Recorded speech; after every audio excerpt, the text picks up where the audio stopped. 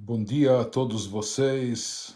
Estamos num horário diferente para vocês, logo no início da manhã, falando aqui direto de Jerusalém, Terra Santa, que já são 1 da tarde, e bem dentro do espírito de Akhel, desse ano de congregação, um ano no qual nós devemos aprofundar os laços entre nós, fomentar um espírito comunitário, aprofundar o vínculo e a conexão entre todos, e o principal que isso nos enfatiza, apesar da distância geográfica, apesar dos diferentes fusos horários, mas nós continuamos juntos, e juntos em torno de um ideal, de um objetivo sagrado, de um conteúdo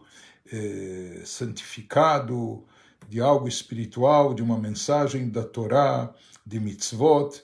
Então, o fato de nós estarmos em diferentes fusos horários, ou em momentos diferentes, em países diferentes, isso vem reforçar mais ainda a ideia e o conceito e o objetivo da mitzvah de Akhel, de congregar, de unir. E hoje o nosso mundo globalizado se tornou, de certa forma, pequena, vencendo barreiras de distância ou nos possibilitando estar acima das limitações de tempo e de espaço. Nós podemos ainda continuar juntos e conectados, e essa é a mensagem do Akhel, esse é o objetivo desses encontros virtuais, incentivando que durante esse ano todo, como a gente tem falado, a gente possa promover, cada um de nós, cada um no seu círculo de amizades, cada um no seu círculo de influências, encontros em torno de uma mensagem espiritual, de uma mensagem judaica, de um conceito da Torá. Isso que nós estamos fazendo agora. Hoje é véspera do Shabat, no qual nós vamos iniciar um novo ciclo de leitura na Torá. Em Simchat Torá, que nós celebramos ainda essa semana, nós comemoramos o término da leitura de um ciclo completo do Pentateuco, dos 5 livros da Torá. E imediatamente nós recomeçamos o primeiro trecho do Bereshit, da Parashá inicial, que nos fala sobre o Gênesis, sobre a criação do mundo. E essa Parashá, essa porção vai ser lida na íntegra nesse Shabat, agora nas sinagogas, no Shabat de manhã. Por isso esse Shabat é conhecido como Shabat Bereshit, o Shabat no qual nós iniciamos o Chumash Bereshit, o primeiro livro da Torá, que é chamado Gênesis. Bereshit é a palavra inicial de abertura da Torá. No princípio, Deus criou os céus e a terra. E a primeira parashá desse Chumash se chama também Bereshit, que, como nós dissemos, ela trata essencialmente sobre a criação do mundo, do universo, sobre o Gênesis, detalhando o que foi criado cada um dos dias da criação, como ocorreu essa criação, chegando até o 6º dia com a criatura primordial do universo, que é a criatura humana, o ser humano, o primeiro casal seres humanos, Adão e Eva, como foram criados, e os primeiros acontecimentos nas primeiras gerações da humanidade no nosso mundo. E a ideia do Akhel, como nós falamos, é sempre procurar extrair uma mensagem da Torá, particularmente dos dias que nós estamos vivenciando, das datas especiais que nós estamos passando, e particularmente da Parashá que nós lemos e estudamos em cada semana. Talvez a gente não vá poder fazer esse encontro virtual todas as semanas, todo Shabbat, mas nós temos um material também disponível, o Midrash da Parashá, que é publicado, que é postado nas diversas plataformas a cada semana.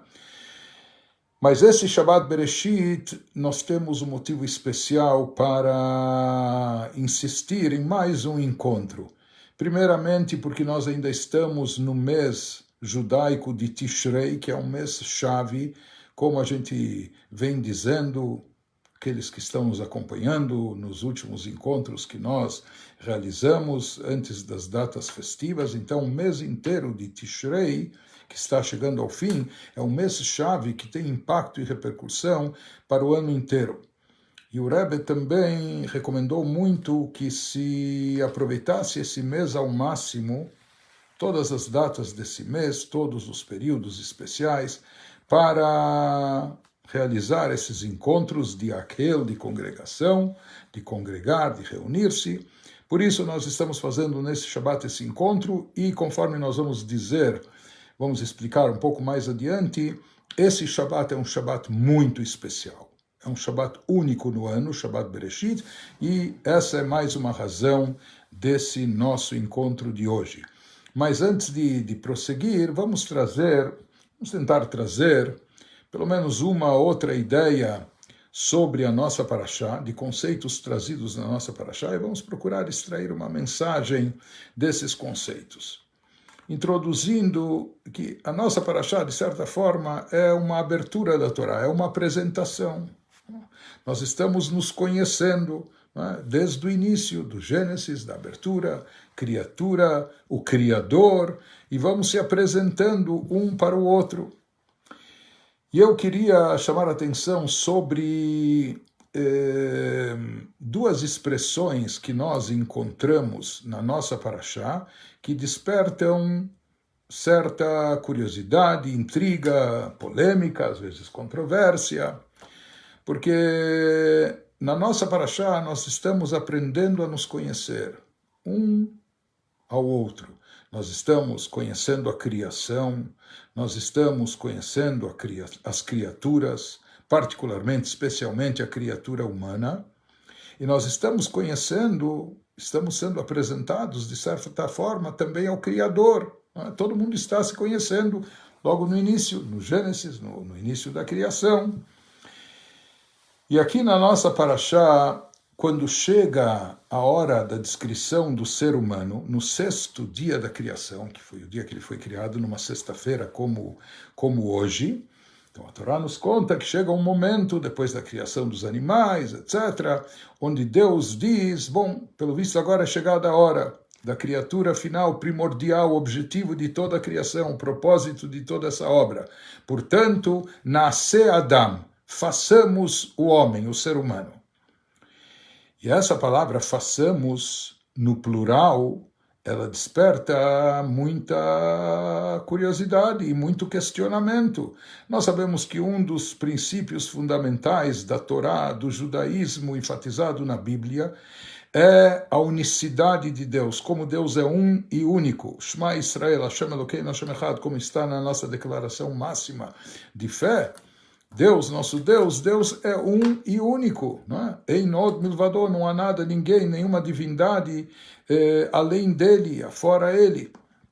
Então vem a pergunta, o que significa esse verbo no plural? Se Deus é único e Deus apenas e tão somente ele é o Criador, então o que significa a conjugação desse verbo no plural? Façamos um homem. Deus nos livre, isso pode dar margem a interpretações errôneas. Será que ele tinha sócios aqui na criação? Será que não era só ele não estava sozinho, atuando como criador? O que significa esse façamos o homem? Então, o comentarista clássico Rashi, inclusive a gente recomenda com muita ênfase, todo mundo que puder, todo mundo que desejar um conhecimento mais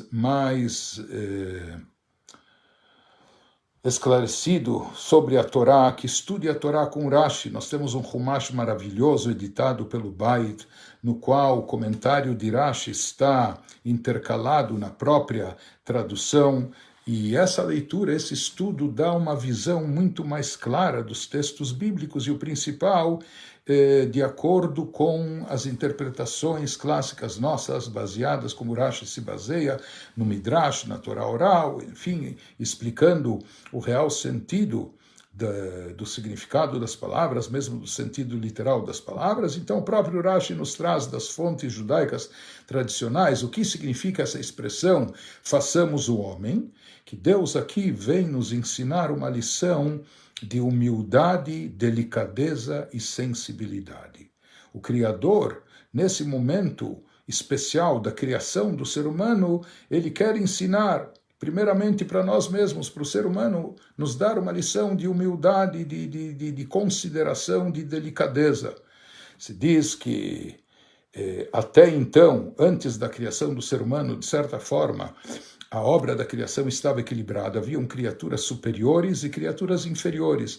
Deus criou os céus, algo superior, mas havia a terra também. Deus criou anjos e criou criaturas aqui nesse mundo, animais, etc. Assim por diante. Deus criou os astros acima, mas criou a terra, a vegetação embaixo. Enfim, havia um certo equilíbrio entre as forças ou criaturas superiores e inferiores.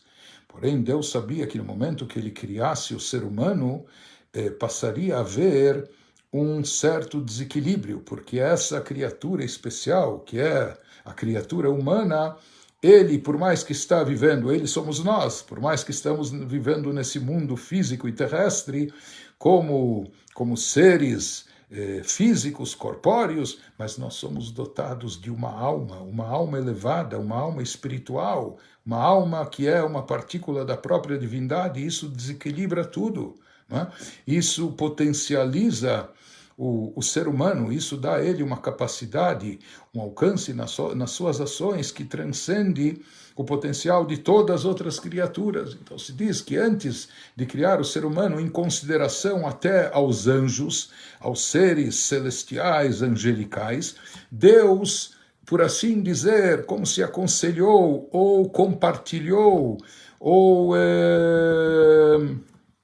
participou eles dessa ação que ele, previamente, dessa ação que ele iria tomar. Como dizendo, bom, façamos o homem, não é? Se isso era um pedido de licença, de permissão, não que Deus precise nem pedir licença dos anjos, nem permissão dos serafins, e nem autorização de qualquer ser celestial, mas conforme Rashi traz dos nossos comentaristas, que esse era o intuito divino de ensinar a cada um de nós, seres humanos, de transmitir essa mensagem, essa lição para o ser humano, de que mesmo que você é o patrão, você é o dono, você é o chefe da família, seja o que você for, mas não se imponha, mesmo que você tenha o poder, mesmo que você tenha a capacidade, o poder, você não precisa dar satisfação para ninguém, você tem plena autonomia, etc., mas seja delicado, seja compreensivo, compartilhe com os outros, participe os outros da decisão, faça eles também tomarem parte, etc. Não que eles só saibam a posteriori, sejam os últimos a saber. Então o Rashi nos ensina que essa é a mensagem que Deus queria transmitir para nós. Por isso é utilizado na Torá esse verbo, nasce Adam, façamos o homem, porque Deus participou essa decisão de criar o homem, o ser humano.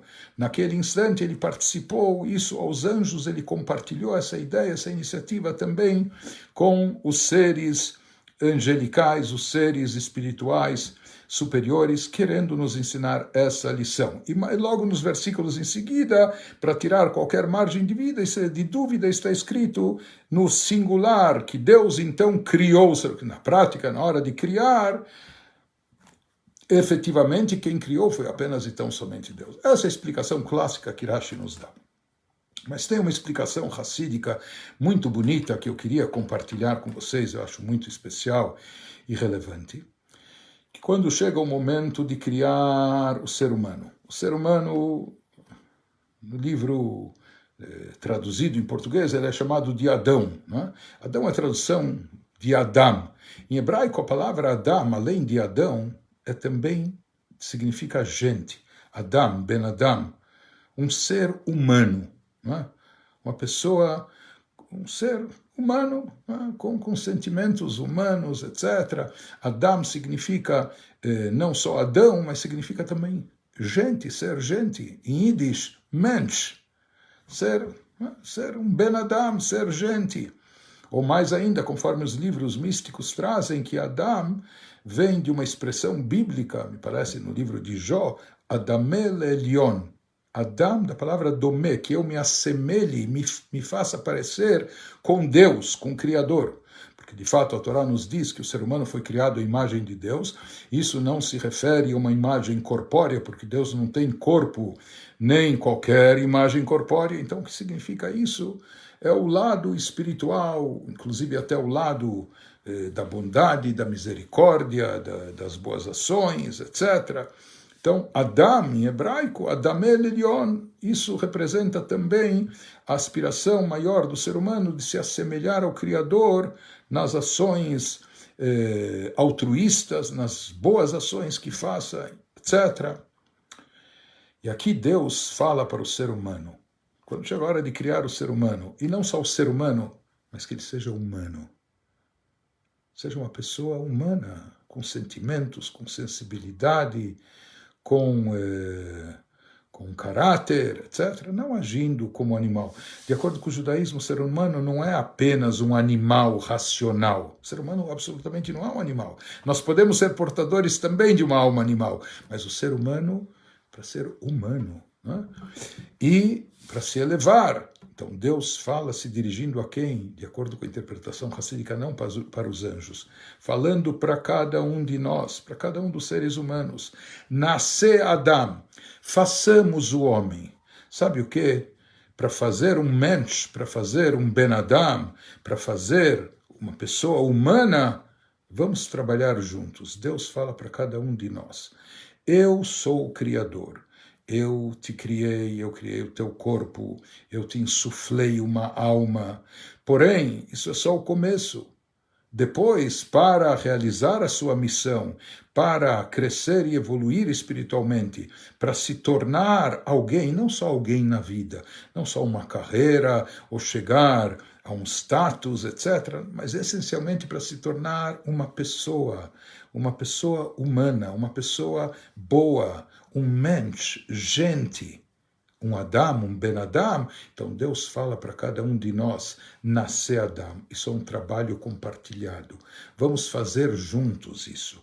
Façamos o homem, o ser humano, façamos juntos. Eu vou te dar forças, mas cabe a você fazer as escolhas certas, cabe a você se esforçar e se empenhar nesse sentido, cabe a você implementar essas mensagens que estão na Torá para então se tornar um ser humano, um mensch, gente, uma pessoa boa. Isso que Deus fala para cada um de nós. Eu de fato te criei, eu criei o ser humano, mas eu, entre aspas, dei o pontapé inicial, eu dei início à criação, mas para elaborar-se como tal, para cultivar esse lado humano dentro de si, depende de você também. Isso é um trabalho conjunto. Deus fala, essa é a minha escolha, eu quero que você participe disso. Por isso eu já não te criei perfeito ou modelado como os anjos, um ser espiritual elevado, porque eu te dei livre-arbítrio, porque eu queria que isso partisse de você, isso viesse da tua escolha, do teu esforço para aumentar o teu mérito e ser uma conquista sua. Essa explicação racídica sobre o termo Nascer Adam, façamos um homem, que está na nossa paraxá. Uma outra passagem na nossa paraxá, já que nós estamos sendo apresentados a Deus e conhecendo-o também, né? Então uma outra passagem que chama a atenção, logo depois que a Torá nos descreve o primeiro pecado cometido pelo ser humano, quando comeram da árvore do conhecimento do bem e do mal, da árvore proibida. Havia no Gan Eden, no Jardim do Éden, inúmeras árvores, e Deus permitiu comer de todas as árvores, mas não coma do fruto dessa árvore. Por incrível que pareça, logo nas primeiras horas que o ser humano foi criado, ele já caiu, sucumbiu à tentação e caiu no pecado e acabou comendo do fruto da árvore proibida, e isso desencadeou uma série de coisas até os dias de hoje. Quando em seguida Deus se revela ao ser humano, logo depois do pecado, então Deus se revela a Adão e chama-o dizendo, Adam Ayeka, homem, Adão, onde você está? Onde você se encontra? Por onde você anda? Né? E aqui, mais uma vez, vem a pergunta, se Deus é perfeito, se Deus é onipresente, se Deus é onisciente, se Deus de tudo sabe, e Deus se encontra em todo lugar, Será que ele tinha que procurar Adão? Será que ele desconhecia o paradeiro de Adão? Será que ele não sabia onde ele estava encontrado? Onde ele se encontrava? Será que Adão aqui estava brincando de esconde-esconde com Deus? O que significa essa expressão? Adam Ayeka, Adão, homem, onde você está? Por onde você anda? Então aqui mais uma vez, se a gente observa o comentário de Rashi das nossas fontes clássicas, Rashi nos traz que a exemplo de outras passagens, ele enumera outras passagens da Torá, onde existe algo semelhante. Deus aqui queria puxar conversa, por assim dizer, com Adão. Ele queria abrir um diálogo. Ele sabia, Adão estava, depois do pecado, com tudo que aconteceu e com tudo que isso desencadeou, e a vergonha e o pudor, e etc. Ele percebeu que pisou na bola, que cometeu um grande erro, estava se arrependendo, enfim, mas ainda estava perplexo, estava com medo, estava temeroso. Então Deus se revela a Adão naquele instante e como para abrir a conversa, já que quebrar o gelo, entre aspas, já que Adão estava apavorado, assustado, etc. Então, como forma educada, né, de bater na porta, por assim dizer, para abrir e iniciar um diálogo, Deus começa dizendo, Adão, onde você está? Por onde você anda? Né?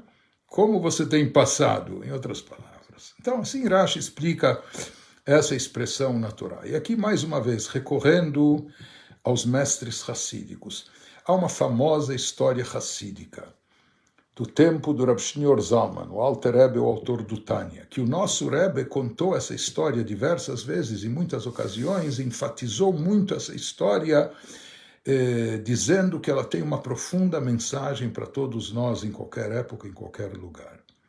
E a história é a seguinte, Rav Shneur Zalman foi aprisionado por falsas acusações contra ele, pessoas estavam incomodadas com a sua liderança, com o sucesso e o alcance da sua liderança, com as obras que ele publicava, com os ensinamentos que ele transmitia, com o sucesso estrondoroso das suas mensagens, os seus ensinamentos, o livro Tânia.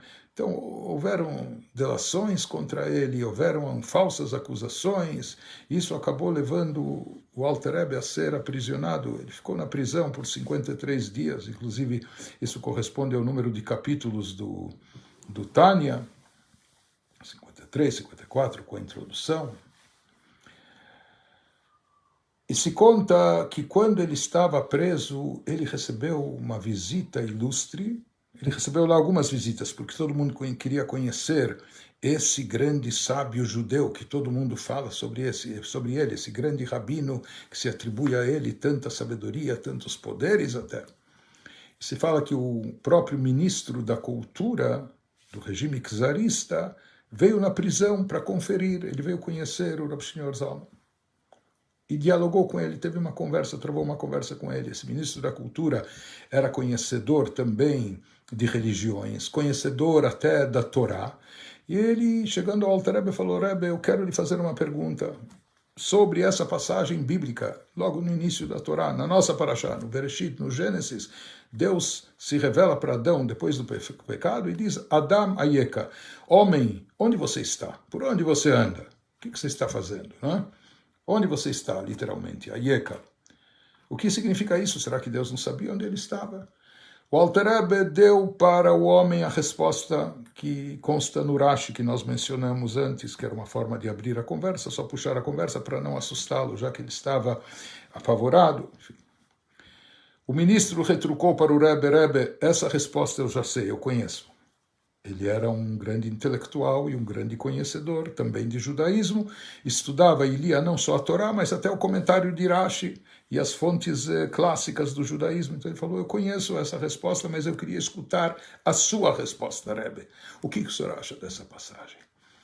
Rav Shneur Zalman então disse para ele o seguinte, na realidade, essa questão que Deus propõe para Adão é uma questão que Deus propõe para cada um de nós, todos os seres humanos, porque, de acordo com o que está escrito na Kabbalah, Adão e Eva não eram apenas os pais da humanidade, mas se fala que Adão era portador de uma alma matriz que continha dentro de si as almas de todos nós, de todas as gerações seguintes. Por isso, aquilo que Adão fez repercute e influencia todos nós, entre outras, como se nós pagássemos pelo pecado dele, não é?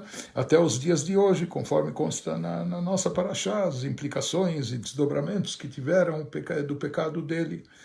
Mas ele era uma alma matriz, que todos nós estávamos incluídos na sua alma, e assim nos diz, assim fala o Alter Rebbe, que assim nos diz a Torá, que essa é a pergunta que Deus faz para Adão, para Adam Arishon. Essa pergunta ele dirige não só a Adão, mas a todas as almas, a cada um de nós individualmente, cada um de nós pessoalmente. É dirigida essa pergunta, essa questão. Adam, homem, ser humano, isso pode ser para um homem, para uma mulher, mas para cada pessoa, Adam, Ben Adam, gente, onde você está? Onde você se encontra?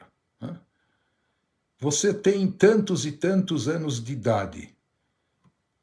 Aparentemente, de forma aleatória, o Alter Rebbe mencionou um número de anos. Só que aquela idade que o Alter Rebbe mencionou era exatamente a idade que tinha aquele ministro czarista que veio conhecê-lo, que veio inquiri-lo, etc. Então, homem, você tem tantos e tantos anos de idade. Onde você está? Onde você está na realização da sua missão? Onde você se encontra na implementação do objetivo da tua vida?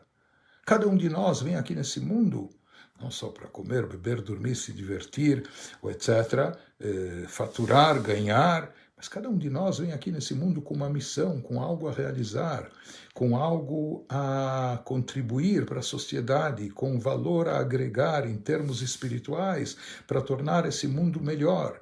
Então, assim disse o Alter Rebbe para aquele ministro, esse é o significado da pergunta divina, é uma pergunta que Deus faz para cada um de nós. Adam, Ayeka, homem, onde você está? Em que parte? Você já realizou 50%, 70%, ou 20%, ou nada da sua missão? Onde você está? Onde você se encontra? Por onde você anda? O que você anda fazendo? Será que você está cumprindo o teu papel? Será que você está realizando a sua missão? Será que você está preenchendo a sua vida de conteúdo? Será que você está agregando valor para a tua família, para a tua comunidade, para a sociedade de forma em geral? Será que você está aproveitando? Deus fala todas as forças, todo o potencial que eu te dei, te concedi. Será que você está aproveitando isso de maneira eficaz? Você está fazendo, transformando isso em ações positivas que impactem de forma favorável a humanidade? Homem, onde você anda? O que você está fazendo? Onde você se encontra? Nesse momento da vida, onde você está? Então, essa é a pergunta que Deus faz a cada um de nós, e essa é a questão que nós devemos nos questionar sempre, nos perguntando sobre isso, e nunca perder de vista, nunca se esquecer da nossa missão, do real motivo da nossa vinda a esse mundo, que nós temos algo a realizar. Então, essas duas mensagens, ao meu ver, são duas mensagens... Façamos o homem, façamos juntos o ser humano, vamos nos tornar uma criatura boa, Deus nos dá forças, mas a gente tem que saber implementar e aproveitar isso. E esse questionamento que a gente sempre deve estar se perguntando, onde nós estamos? Em que fase? O que nós já implementamos e o que falta fazer? O que está por vir? O que ainda mais posso realizar? Então, ao meu ver, essas são duas mensagens poderosíssimas que nós podemos extrair da nossa paraxá. Esse Shabbat Bereshit, os mestres racídicos dizem que é importantíssimo, essencial, a tal ponto que falam que da forma que a gente se encontra em Shabbat Bereshit, assim vai seguir durante o ano todo. É um Shabbat chave, é um Shabbat com um potencial enorme, com influência contínua, com impacto permanente, que vai nos acompanhar no decorrer do ano inteiro, até as próximas festas, né? De Rosh Hashanah, Yom Kippur, Simchat Torah, etc. Portanto, por ser um Shabbat tão importante, esse Shabbat deve ser muito bem preenchido, muito bem aproveitado. Também é o Shabbat anterior a Rosh Chodesh, Durante a semana vai começar o novo mês judaico de Cheshvan, Mar Cheshvan. Então, nesse Shabbat, nós procuramos também recitar Teilim, salmos para atrair e desencadear bênçãos para o novo mês que vai se iniciar. Então, esse é um Shabbat que deve ser extremamente bem aproveitado, né? Bem preenchido. E isso vai trazer todas as bênçãos, isso vai refletir na nossa vida durante o ano inteiro. Mais do que isso, conforme a Hassidut sempre nos fala e nos enfatiza, que nós devemos não só ler a Torá, e não só que é uma mitzvah estudar a Torá, mas nós devemos viver e vivenciar a Torá. Nós devemos viver com a Torá e vivenciar a Torá, ou seja, não só ler como algo teórico, mas sim, em cada trecho da Torá, se perguntar, parar e se perguntar, depois da leitura de cada trecho, o que isso me ensina? O que eu posso extrair disso para o meu dia a dia, para o meu cotidiano? Qual a mensagem que essa passagem me transmite? Né? Então, isso significa viver com a Torá. Por isso, assim dizia o Alter Rebbe, viver com a Torá, viver com a Parashá, significa viver com o tempo, e no tempo específico que se lê cada uma das porções da Torá, é o momento de vivenciar aquilo que consta nessa Parashá. Por isso os mestres nossos diziam, depois desse longo período de festas, de datas especiais que tivemos durante semanas, um período muito intenso, muito forte, um período marcante em termos espirituais. Agora, quando chega o Shabbat Bereshit, Bereshit, como nós falamos, é a descrição da obra da criação. A criação do mundo, a criação do universo, a criação do ser humano.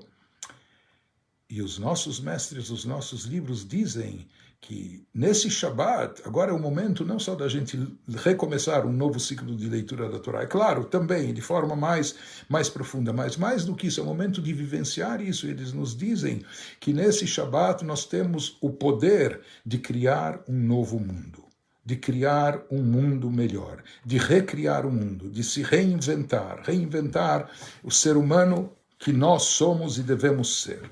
Então, quando na Torá nós estamos lendo sobre a criação, é sabido que a Torá é a planta mestra do universo, é o projeto divino para o universo. Então, as coisas não somente são lidas na Torá, o ler e estudar na Torá faz as coisas acontecerem. Quando nós lemos na Torá nessa semana sobre a criação do mundo, sobre a criação do ser humano, isso significa que nesse Shabat nós podemos e, portanto, não devemos desperdiçar esse potencial, nós podemos e devemos estar criando um novo mundo.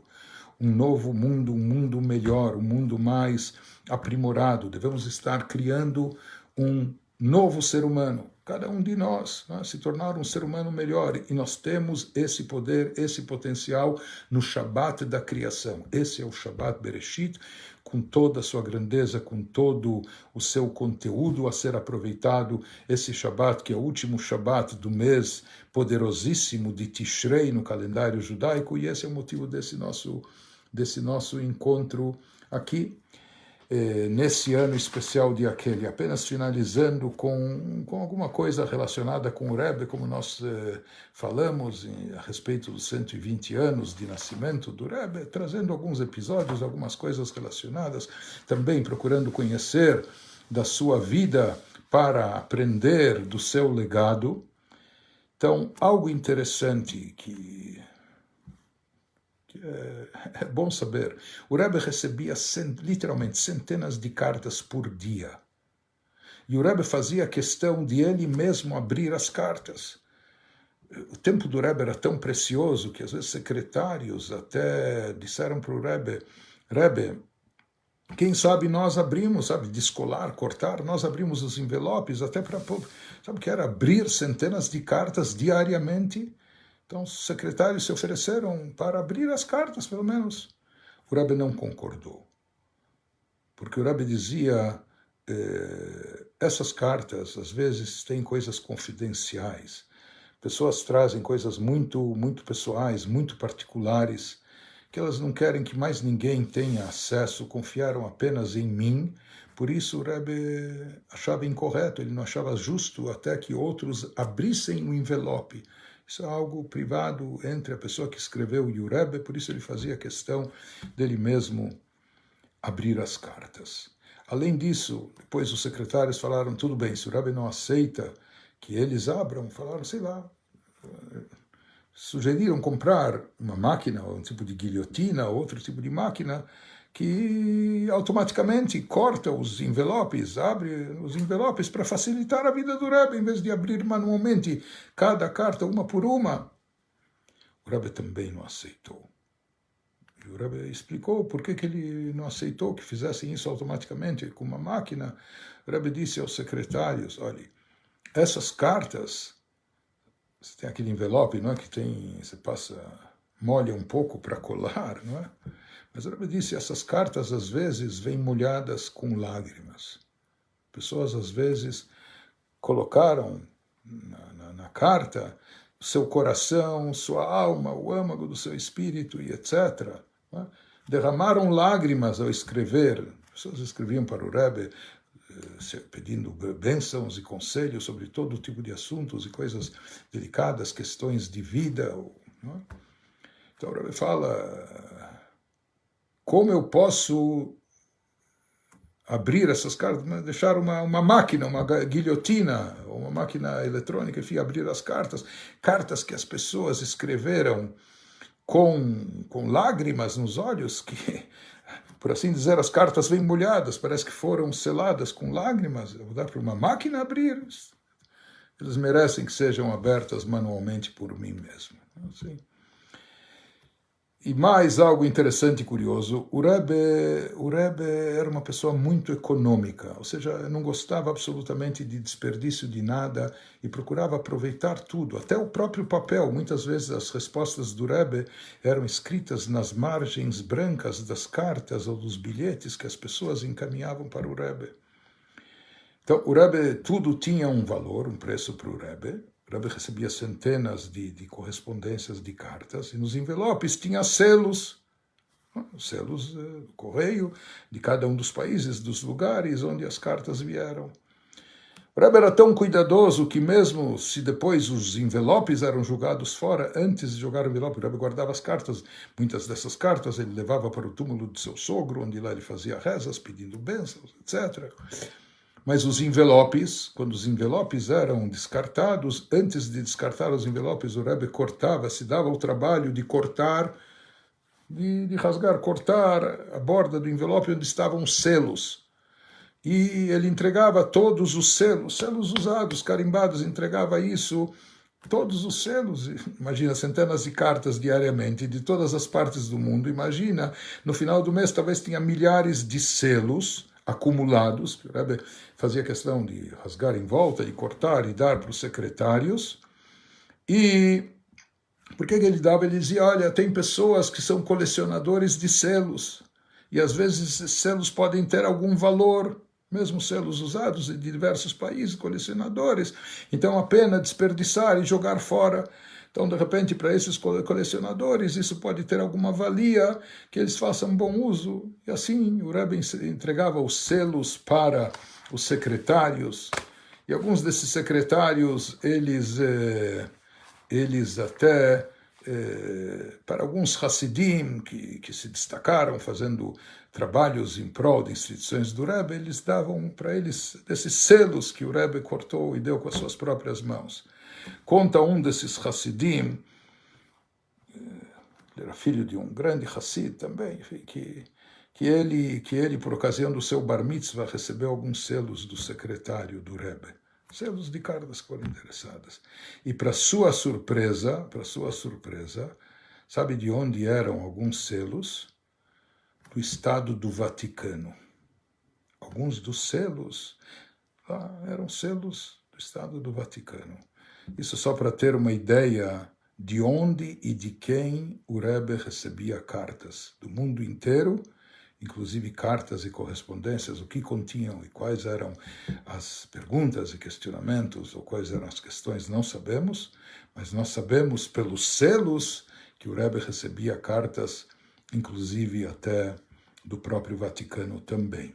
De qualquer forma, concluindo que nós estamos às vésperas do Shabbat Bereshit, vamos aproveitar ao máximo esse Shabbat para se recriar, para se reinventar, para criar um mundo melhor, para tomar boas decisões. Esse é o momento da gente decidir fazer um estudo, incorporar estudo da Torá, leitura da Torá, estudo da Torá no nosso dia a dia, com livros, com comentários, tornar isso parte da nossa vida, do nosso dia a dia. Então, tudo isso é muito oportuno ser decidido nesse Shabbat Bereshit e a partir daí começar a ser implementado. E, se Deus quiser, o nosso próximo encontro virtual, nós vamos procurar fazer encontros à medida do possível, cada Rosh Chodesh, além de datas especiais judaicas, mas no início de cada mês judaico. Então, no nosso calendário, nessa semana, na quarta-feira de manhã, essa semana Rosh Chodesh terá 2 dias, mas o dia 1 de Cheshvan é na quarta-feira. Então, se Deus quiser, o nosso próximo encontro virtual, mais curto e concentrado, mas para a gente manter o contato, vai ocorrer, então, na quarta-feira de manhã, às 7 da manhã, horário do Brasil, se Deus quiser. Para mim é um pouco difícil, aqui estando em Israel, e é no meio do dia, se comprometer exatamente com o horário, mas eu espero que funcione à medida do possível e que, portanto, quarta-feira, Rosh Chodesh Mar Cheshvan, que a gente possa voltar a se encontrar em honra dessa ocasião de Rosh Chodesh. Por enquanto, fiquem bem. Shabbat Shalom Mevorach. Tenham um grande Shabbat, um bonito Shabbat, bom, abençoado, que traga todas as bênçãos para todos vocês e para todos nós. E até a próxima, se Deus quiser. Shabbat Shalom.